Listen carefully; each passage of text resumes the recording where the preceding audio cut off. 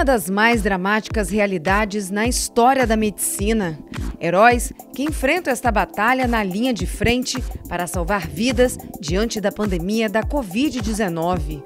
Honram o juramento feito na sua formação, prometendo consagrar a própria vida a serviço da humanidade, da saúde e do bem-estar dos pacientes.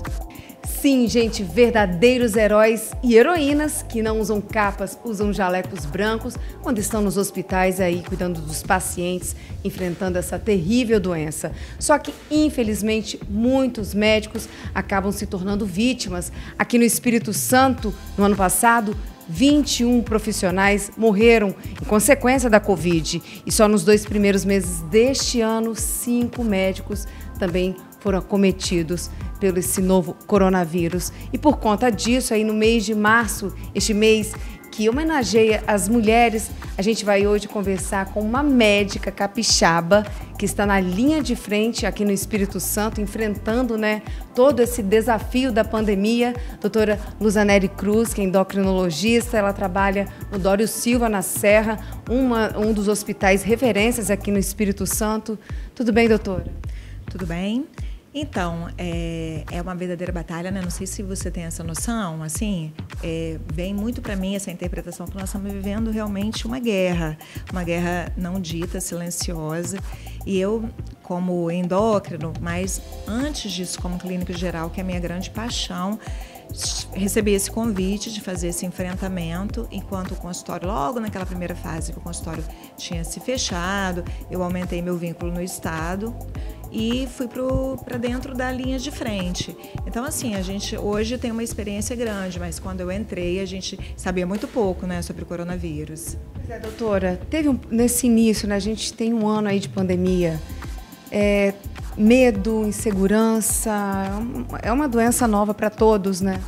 Então, assim, muito do nosso medo é o do que a gente não conhece, do desconhecido. Então, hoje, as nossas informações, a gente sabe muito mais. Mas, assim, logo naquele início, vamos falar de março, abril, maio, os piores meses lá de 2020, realmente a saúde era cercada de muito medo. Então, assim, do que a gente tem medo, Do que o profissional tem medo? Primeiro, a gente tem medo de perder o paciente. Então, você lidar com a morte todos os dias e você não sabendo muito sobre aquela doença trazia muita insegurança. Depois, claro que você tem medo de se contaminar, você tem medo de adoecer. Porque a gente sabe sobre prevenção, mas a gente sabe que as barreiras também elas podem ser rompidas pelo vírus. Então, a gente tinha medo de se contaminar e a gente tinha muito medo de levar para dentro da nossa casa, para os nossos familiares, essa contaminação. E assim, eu falo que tudo que eu temia aconteceu comigo, Porque eu perdi muitos pacientes, eu me contaminei e eu levei para dentro da minha casa, contaminei meus familiares e eu tenho experiência que meu esposo ficou grave, precisou até de assistência de unidade intensiva. Então, realmente, a gente vê que os medos da gente viraram realidade.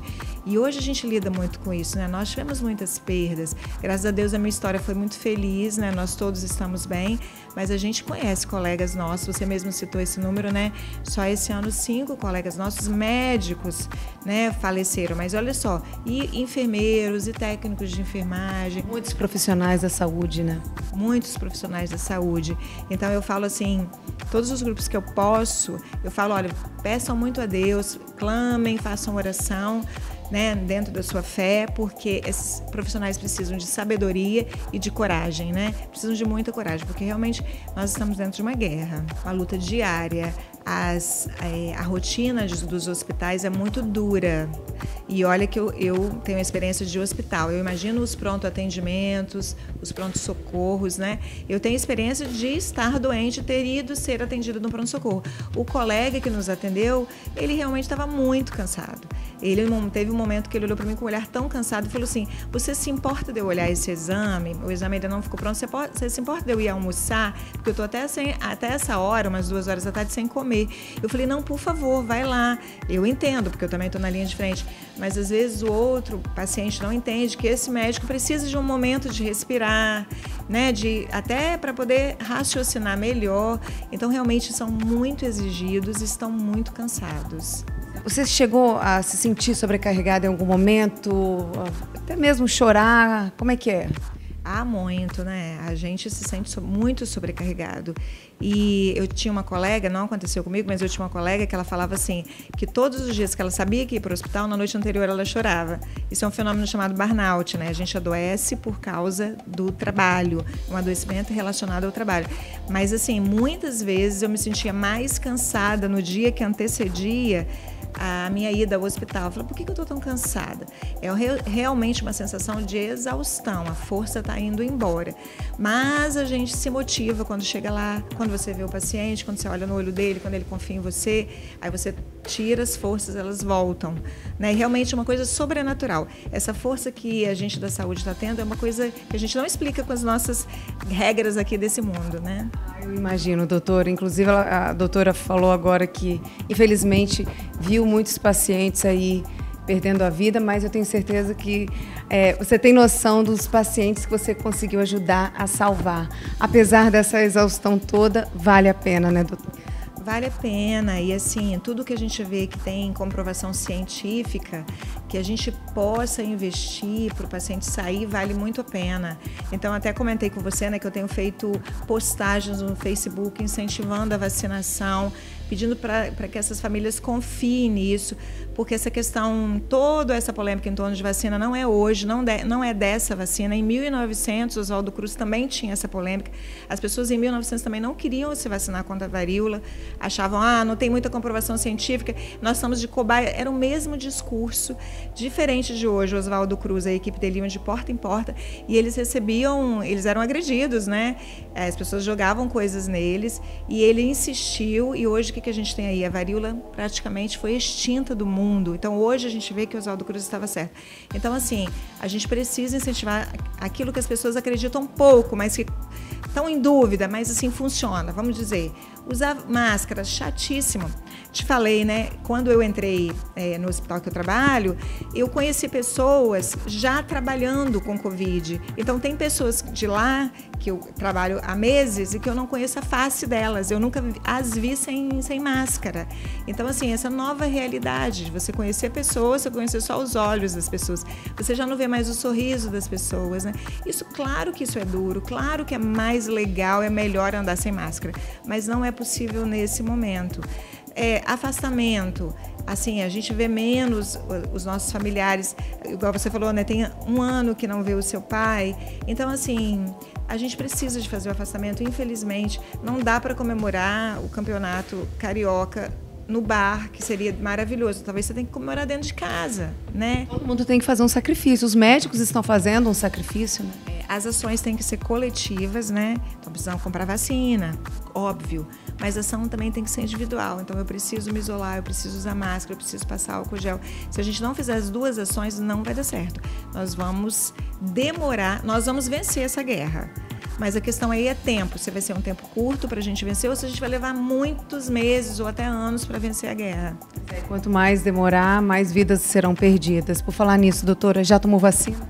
Tomei minhas 2 doses. Fiquei tão feliz de tomar a vacina. Pensa numa pessoa realizada. Eu imagino, tô doida para tomar. Fiz até a dancinha da chuva. Falei, gente, que coisa maravilhosa você ser vacinada. Adoraria que a minha família pudesse ter sido vacinada, mas eu sou a única profissional de saúde. Já vacinei a minha mãe de 84 anos, então meu exemplo tá dado. Né? Até a rainha vacinou, né? Coisa mais linda a Inglaterra, gente, vacinar os reis, vacinar a coroa para darem o exemplo. Então nós precisamos ser exemplo. O profissional de saúde precisa ser exemplo, né? Os governantes precisam ser exemplo, as pessoas que estão à frente precisam ser exemplo. Eu acho que até os artistas precisam ser exemplo, né? Porque já que as pessoas não se espelham neles, então se eles vacinarem, acho que vai incentivar. A gente já está finalizando a nossa entrevista. Doutora, você como mulher, esposa, uma profissional aí tão importante nesse momento de pandemia, que recado você deixa então para os nossos telespectadores e também para quem nos assiste nas nossas redes sociais? O meu recado é sempre o mesmo. Tente ser feliz. Tente ser feliz apesar da pandemia, tente ser feliz apesar do coronavírus, porque a gente vai fazer um outro tipo de adoecimento, que é o adoecimento emocional. Eu tenho visto no consultório crianças ansiosas e deprimidas. Então, é chato usar máscara, mas a gente precisa e nós vamos enfrentar e vai dar certo. É chato fazer o afastamento, É chato usar uma vacina que a gente não tem muita comprovação científica, vai dar um medinho, mas assim, nós precisamos fazer isso e precisamos, além disso, dentro desse contexto, a gente precisa ter inteligência emocional e felicidade. Então, a gente precisa criar nossos meios, a nossa casa precisa ser uma casa agradável. Talvez a gente tenha que falar de menos de morte para os filhos, menos de coronavírus. Meu filho fez esse questionamento com a gente, ele fez esse pedido, a gente podia diminuir o volume de informação. Ele falou, a gente podia falar menos de coronavírus e menos de morte aqui dentro de casa. Eu falei, olha, que a criança ensina também, aprende e ensina. Então, a gente precisa buscar a felicidade, ainda que dentro desse contexto ruim que nós estamos vivendo. Certo. Doutora, parabéns aí por ser uma mulher profissional, médica, ajudando a salvar tantas vidas aqui no Espírito Santo. É isso, gente. TV Ambiental, a TV que te reconecta aí na busca da vacina, de dias melhores, né? Quem sabe aí a gente poder caminhar sem tantas restrições, não é mesmo, doutora? É verdade, né? Esse dia vai chegar. O que a gente está torcendo para que ele chegue em breve.